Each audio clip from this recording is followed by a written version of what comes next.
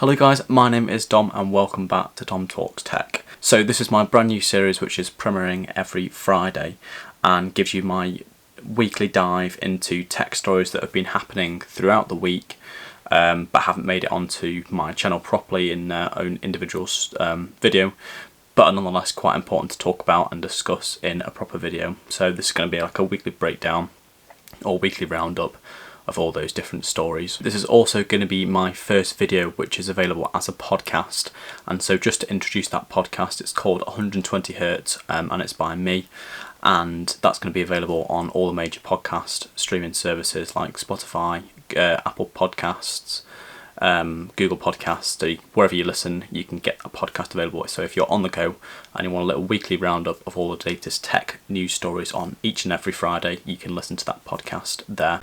So the headlines that I'm going to be discussing in this video, we've got the Google Pixel Buds 2 which are finally arrived, the company's second attempt at trying to perfect the truly wireless earbuds, and doing a good job on the most part as well, so we'll discuss that. We've also got the new MacBook Lineup for 2021, which is rumoured to have Apple's own ARM-based processor in the MacBook Lineup, which is a fantastic step for Apple, and it's a step in the right direction I think as well. So that's going to be happening next year.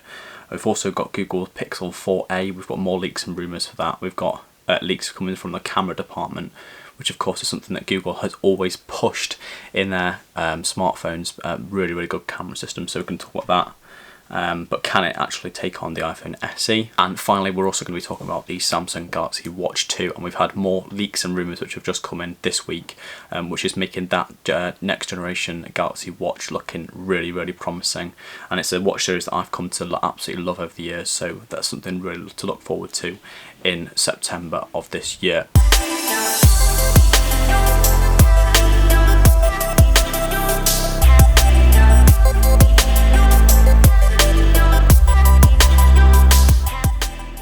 But before we start the video and podcast episode, make sure you hit that subscribe button down below to stay up to date with all the latest tech reviews, hands-on and first impression videos.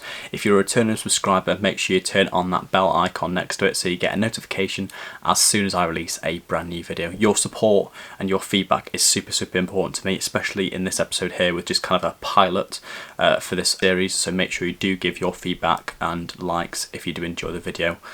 Because it means I can keep producing more content like this. So thank you very much for watching guys, and enjoy the video. The Google Pixel Buds 2 have finally arrived, and they were announced last year actually, and they've finally hit the shelves across the world, but unfortunately in the UK, strangely you can just join a waiting list, which does seem odd because they were announced last year as arriving sometime soon, but they still not quite arrived in the UK yet, but you can join the waiting list, but they've been released fully in America so far. So they have 12mm drivers which should give you a really good rounded sound in the highs and mids. Some people do say that the bass is slightly lacking when compared to stuff like the Samsung Galaxy Buds Plus, which do a really good job in that bassy feel, as well as the Apple AirPods Pro as well, given that bassy feel as well. They have 5 hours of playback time, and then with the charging case as well you get an additional 24 hours of battery life altogether with those Pixel Buds 2. They've got USB-C for charging, and they obviously have a wireless charging case as well, so you can just chuck them down on your wireless charger and charge them that way. They're IP64 water resistant, which means that there'll be no problem when you're going out and about in the rain, or if you're working out in the gym and you've got lots of sweat as well, they'll work perfectly fine with that as well. Easy pairing on Android, so whatever Android device you've got, flick the case open and they'll pair quite easily on any Android device. And then finally, they're the easiest way by far to get access to the Google Assistant, and just saying the wake word to just interact with the Google Assistant. However, they do have a couple of downfalls, and one of them comes from their design, which is miles better than we saw on the previous generation with the wires. Thank God the wires are gone. But on this device, on this generation, we do have these kind of weird spikes on the design of the buds, which people have been claiming that are very, very painful after a couple of hours worth of use, because they're supposed to help with staining the ear, but instead they actually poke into the top of the ear canal, which can cause a bit of fatigue after a while of using them. Okay, next to discuss, we've got the MacBook Lineup for 2021, and this is looking really, really exciting because Apple are going to use their own ARM-based processors in the MacBook Lineup for 2021. So what does that mean in plain English? Well, at the minute, Apple is using Intel's processors, and Intel has done a really good job for the most part in terms of the power and bringing a next generation processor with even more power. However, in the last couple of years, they've slowed down in the processing department for the Intel chips and not had a massive increase in the actual power and performance, lacking behind that of, say, Apple's A13 Bionic chip, which is made internally. And what that means really is the chip that is in this iPad Pro here from 2020 is even more powerful or on par with that of the current MacBook Lineup. So Apple wants to put their own ARM-based processors in the MacBook Lineup, and then optimize the software to meet that processor, which should give a really big boost in power and performance in the next generation of the MacBook Lineup. This is not an easy task though, because it means completely redesigning the Mac interface to work with their own ARM processor, which is different to that of the Intel chip. But it would be extremely promising because it would mean that Apple can pair the hardware and software really, really well, unlike waiting for the Intel chips currently and then trying to optimize the software for the Intel chips. They can just do that all together internally, which should make the MacBook Lineup for 2021 really, really promising. Up next, we've got some really, really exciting leaks from the Google Pixel 4a. Now, the 4a lineup are looking to be some really, really good budget Android smartphones, and Google has obviously always done so well in the camera department, so this leak confirms the fact that the Pixel 4a should be no exception to that rule and should come out with some really, really good photos and video footage with that. But the serious question is, could it be a competition for that of the iPhone SE?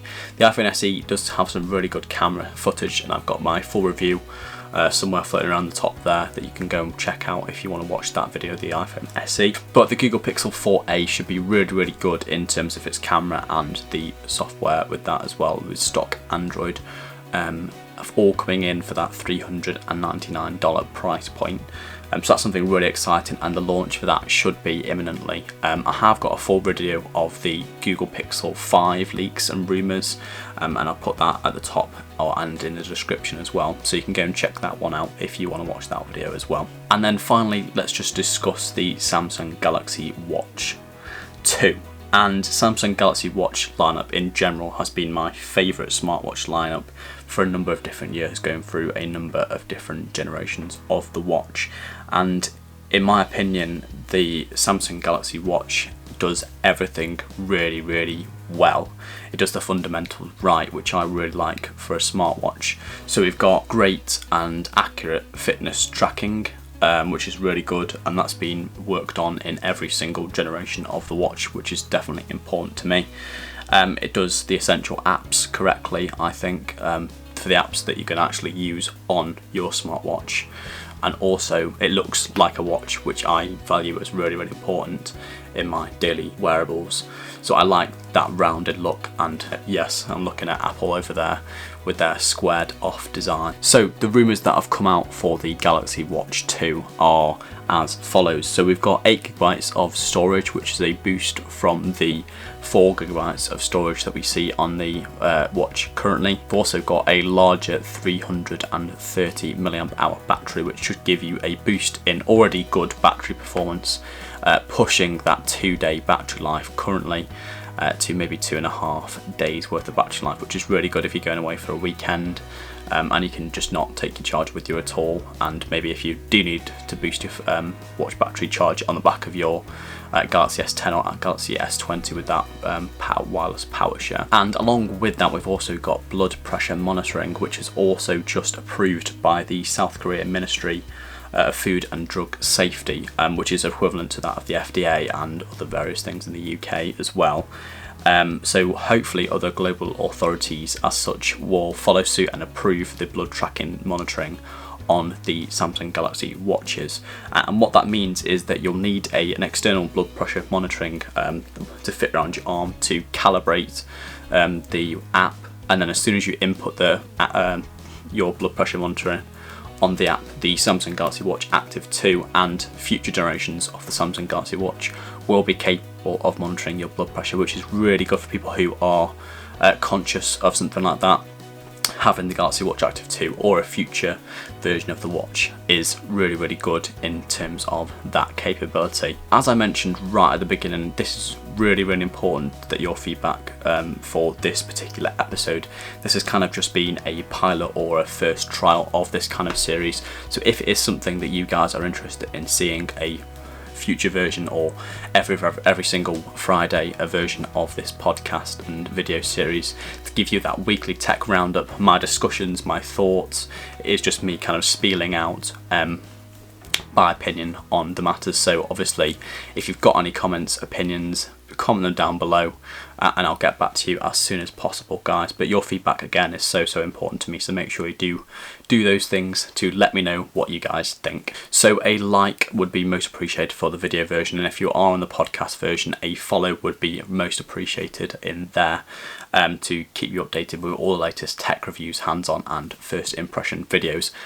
You guys are awesome. Thank you very much for watching. If you're new to the channel, make sure you do hit that subscribe button down below to stay up to date with those type of things. Thank you very much for watching, guys. Stay amazing, stay healthy, stay safe, stay inside, and I'll see you in the next video.